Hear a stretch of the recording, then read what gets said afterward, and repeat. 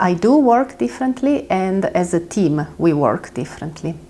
Now members of my group exploit more systematically the option of home office, preferentially in phases of their work when they need uninterrupted concentration. For example, when they have to write a PhD thesis, or they have to write a paper, or when they do computational work. I do home office especially on days where I, in any case, have only a string of Zoom meetings, and that still happens surprisingly frequently, or when I have to do grant writing. Before the pandemic, it was really the exception when somebody did home office. Now it's completely normal, and you can choose by yourself when you come in and when you do home office.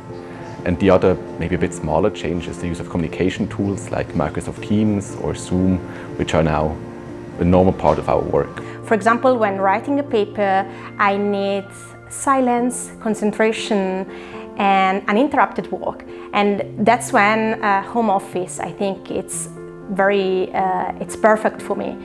Other periods, I need close interaction with team members or collaborators, or I do experiment. And that's when I need to come to the office or to the lab.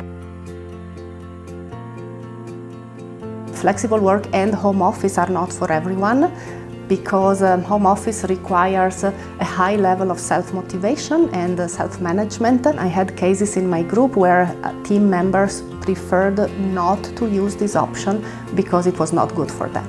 The maybe biggest disadvantage is we have less face-to-face time, and if you need some input or some inspiration, this can suffer a bit. One risk of flexible working or home office is losing the boundary between work and private life. One advantage is clearly time efficiency. And a very obvious example is saving on the transfer or commuting time when you don't need to be in the office on a special day. We have seen the effect of a fairer model of participation to scientific conferences during the pandemic with online conferences. They increased the diversity in participants to conferences. For example, they supported participation of scientists with caring responsibilities, or scientists from countries and institutions with limited traveling budget.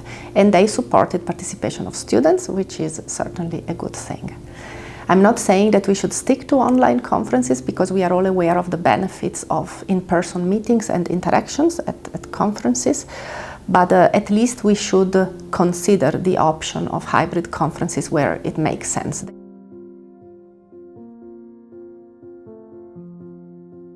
I came back from the pandemic, so when we were allowed to come back to the office again, I met a collaborator for the first time, and I realized that he was very tall. I didn't expect that. Virtual life or remote working can change or affect the perception that we have of reality. So I think that it's very important not to lose contact with real life, and to always have a connection between remote or virtual life and real life.